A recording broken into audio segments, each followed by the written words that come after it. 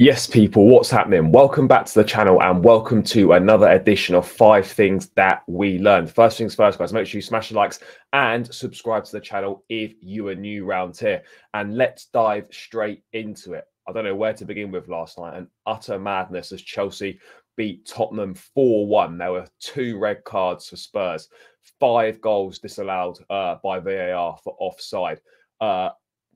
Chelsea struggling to break down 9 men for large parts of the game. But ultimately, we walked away with the 3 points. Spurs were humbled, and the 3-point lane lives on. But let's dive right into this video then. And my first point I want to talk about Nicolas Jackson going from 0 to hero. Somehow Jackson walks out of that game with a hat-trick. I've got to be perfectly honest. Yes, absolutely delighted for him. And this is going to be absolutely huge for his confidence. Really important goals. That hat-trick actually takes him to 5 goals in 10 Premier League games, so 1 in 2, which isn't actually that bad for someone who's young, raw, new to the league, and should really be kind of a backup slash rotational option as a striker. So 1 in 2 is not bad at all, really. But yeah, I've got to be honest, for that first 75 minutes or so, he was absolutely dreadful. And look, I don't want to be too harsh on him because he scored a hat-trick and I'm delighted with the win and stuff, and the win is all that matters. But I can't come on here and say that, you know, he wasn't poor and, you know, he looked like he was continuing to struggle. Poor finishing, particularly a header, a couple of, I think he missed a one-on-one, loose touches, etc., all this sort of thing. And it's not been an easy start for him, but this is massive for Jackson, you know. He needed a lot of chances. He probably had about fucking 10 opportunities to score. He needed a lot of chances, but he did put them in the back of the net. Yes, they're only tap-ins, but you still got to be there, and you've still got to finish it. Yes, he was given the luxury of loads of time and loads of space, and he did spurn a few opportunities. But fair play to him. You know, he did remain patient throughout the game, and he ended up taking the match ball home. 6 in all comps now. And this is a huge, huge weight off his shoulders, because the longer it went without him scoring, then the more pressure there was going to be, the more, you know, nervous he might get, and the more his confidence might be hit. And he's got to continue to impress with, and Nkunku's still not quite back, still looking to return to full fitness. But yeah, absolutely huge for Nicolas Jackson last night, because, as I said, it's been a difficult start. You know, goals and winning breed confidence. And we have to hope now that Jackson can take this form into the City game, into the Newcastle game, and beyond, because we are going to need him to continue to score. Nkunku's not going to be rushed back. He's not going to be up to full match fitness for a while. And obviously the window isn't open until January. So we have to make do with this situation that we find ourselves in. So Nicolas Jackson, a hat-trick last night. Brilliant for him. Yes, he was poor at times. Yes, he was frustrating. But that's what you get with young players. And that's what football's like. You know, your striker, you don't really care if they're shit for 75 minutes. As long as they pop up with the goals that are important, then that's the most important thing. And that's what he did. So let's hope that Jackson can move on. But I just don't want to skirt over the fact that he was pretty poor for 75 minutes. But it doesn't really matter. You've got to enjoy these moments. Fair play to him. Give him his flowers. It's now 6 goals in all competitions. 11 games. It's not bad. It's not bad. And hopefully he can push on from there, because it's really big for me. You can see that the group were delighted, obviously, for him as well. So hopefully Jackson can now continue this form. So fair play to him. Fair play to him, because he's taken a lot of stick over the last couple of weeks for his performances. The next thing I want to move on to, and, you know, we probably already know about this guy. I've mentioned him a number of times already in these shows and just in general. Cole Palmer, ice cold. What a player. £42.5 million seems like an absolute bargain. I can't stop speaking about this guy. He's ice cold from the spot, you know. That's now 3 penalties, three times converted in high pressure situations. Burnley, Arsenal, and now Tottenham away. He's played more minutes now at Chelsea than he played in his entire career at City. He is probably one of the first names on the team sheet, one of our most important players. The one in the attack that, you know, you look to make something happen.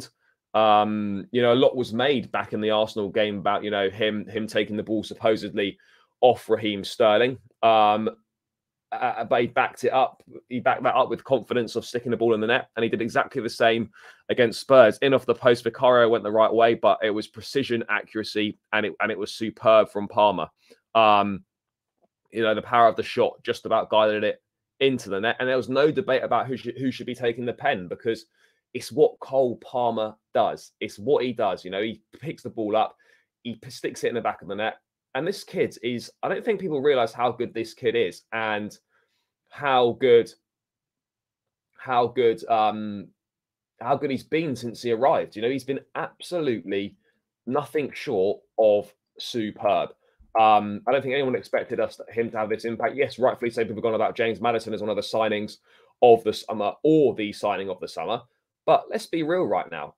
I'll be honest, Cole Palmer has got to be up there as one of the signings of the summer. 100%. Look, at a time, no one expected Chelsea to go for him, and no one expected him to have the impact that he's had. But I'm just going to bring up some of his stats on screen now. Last 7 games for Cole Palmer, he's had a goal contribution in 5 of the last 7. It's 3 goals in his last 7, and it's 3 goals, 4 assists in his last 7 games. It's 7 goal contributions in the last 7. That's brilliant.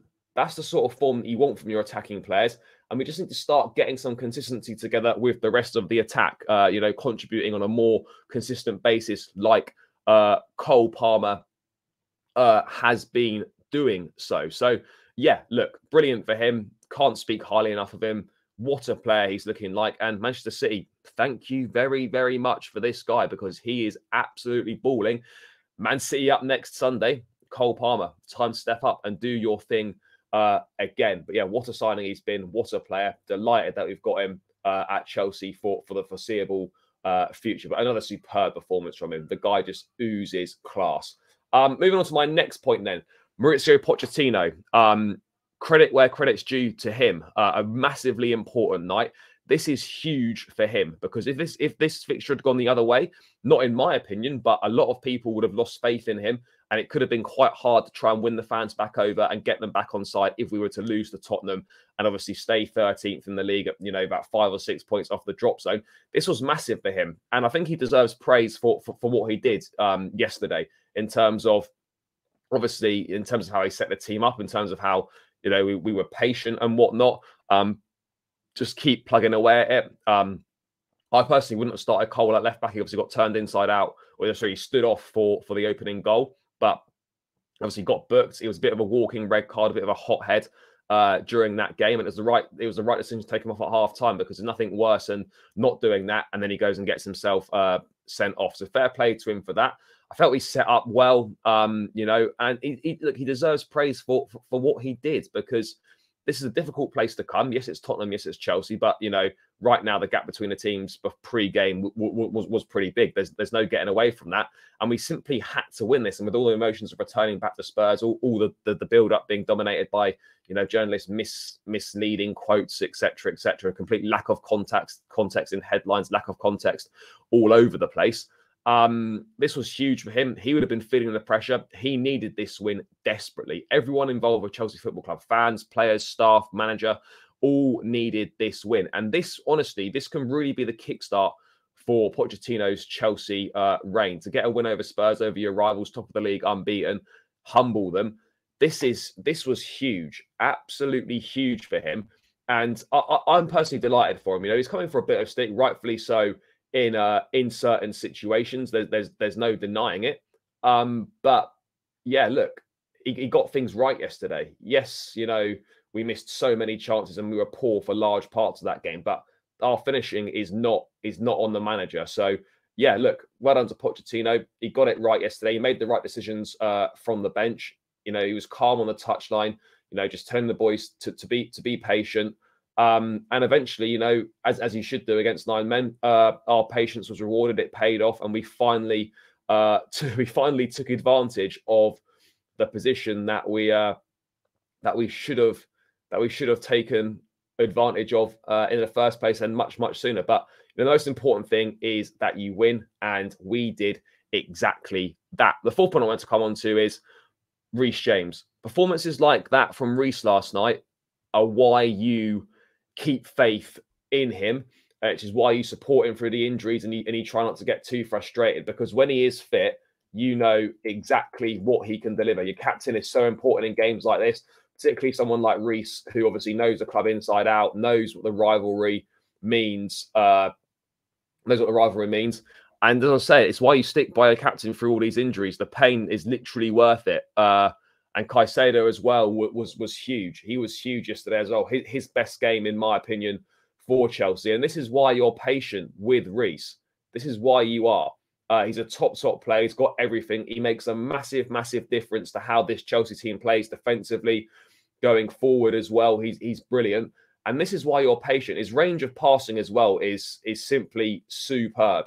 He's such a top player outside of the boot pass. There was an outside of the boot pass, I think, inside the first 20 minutes where he played it out, I think, to Jackson, Jackson or Sterling. It was unbelievable. So yeah, look, Reece James, fair play to him, still getting his way back up to fitness, but a fit Reece James is so vital for Chelsea. It makes Chelsea better, and yeah, fantastic to have him back. And it's why the pain is worth it, because you know how good he is and how important he is to this team and how much he can ultimately deliver. And the final point I wanted to make was that, you know, this can be a kickstart, a springboard, a catalyst to us moving on and getting ourselves up the table and taking big confidence into this next run of games. You know, if we were to have lost last night, we've got City on Sunday, you've got Newcastle after the international break, you've got Brighton coming up, United away, a real tough run of fixtures, really tough. And things could have got even worse. So this is massive for confidence, and this can be the kickstart. You know, we've gone to Tottenham, we've beaten them. We've got the monkey off the back, a huge statement win against a big six side. Yeah, what more can you ask for in terms of last night? No one would have expected that. We did exactly what we needed to do, which was turn up at Spurs and win. We did that. And the confidence and the belief that is flowing through the place, the young players, the manager as well, getting more belief as well. This can really kickstart our season now. It's been a tricky start. There's been mixed performances, but ultimately the underlying numbers have always been good in the performances. And it's about time we had some luck, and we got the luck that we deserve, because we've been so unlucky, whether it's through injuries, whether it's through chances, whether it's through refereeing decisions or whatever it might be. We deserve the luck that we got last night in certain parts, and we have to push on now. We have to get our heads down, keep working hard, enjoy this for what it is, but it's a new day now. That game's gone. We move on. We prepare for Man City, we prepare for Newcastle, etc. With those games coming up, we get our heads down and we keep working. Young players keep needing to get better. We keep working harder every single day. But this can really push us on. The confidence has got to be sky high in the group. We believe in our abilities. And look, you know, we're only going to get better. This team will only get better. But that's massive at the start of a really tough run of games coming up. And let's see if we can surprise a few more people. Yeah, guys, that's just the 5 things I learned from Spurs' 4-1 loss to Chelsea. Up the fucking Chelsea. Guys, make sure you smash a like on the video. Leave your thoughts in the comments below, and I'll catch you again in another video soon. Up the Chelsea, and make sure you subscribe, people. Peace out.